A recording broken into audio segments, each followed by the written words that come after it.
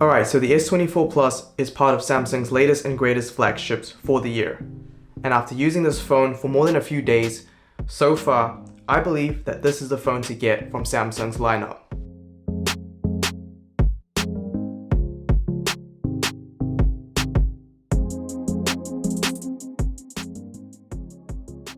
Hey, what's good? Prashil here with my first impressions of Samsung's Galaxy S24 Plus, and boy have they come a long way since the very beginning.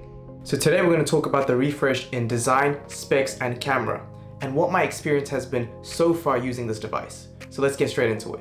Design. Alright, so the design has seen a slight change with the bezels being a lot flatter on the sides. You get aluminium all around sandwiched between Gorilla Glass. Very Apple-esque, if I do say so myself. You can see that Samsung definitely peeked over at Apple's homework when it came to design, and honestly didn't care about changing it up too much. Alright, so performance right off the bat is brilliant. I will mention that out here in New Zealand, we get the Exynos 2400 variants instead of the Snapdragon 8 Gen 3, and historically, the Snapdragon variants have always outperformed their Exynos counterparts. However, if there is a silver lining here, the performance gap seems to be getting smaller with each new generation. We'll have to see how performance ages here. Alright, so the screen is simply brilliant. It's great that we now get the option for Quad HD resolution, which takes this already crisp panel and dials it up to an 11. This will be one of the best screens on a phone throughout the year, no doubt. Alright, so the camera system didn't see any real physical changes. You get a 12 megapixel ultra wide, a 50 megapixel wide, and a 10 megapixel telephoto camera with 3x optical zoom.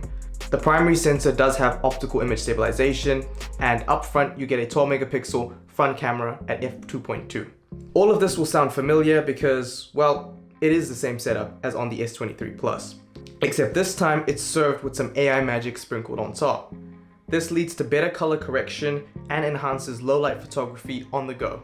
I went out and took a few photos, and I will say that you still get your typical Samsung shots, which are more contrasty and saturated, which I actually prefer as photos tend to pop more. Now the S24's AI-powered circle to search feature is really better than expected. It works really fast and can help you identify pretty much anything. I really want to test out the limits further. Alright, so what are my overall thoughts and first impressions on the S24 Plus? Well, I will say this, I really am glad that Samsung really upped their game when it came to the colors in the S24 lineup, such as the cobalt violet that I've got here.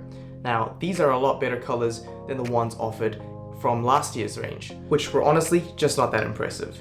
And this whole AI integration is also pretty on point for Samsung.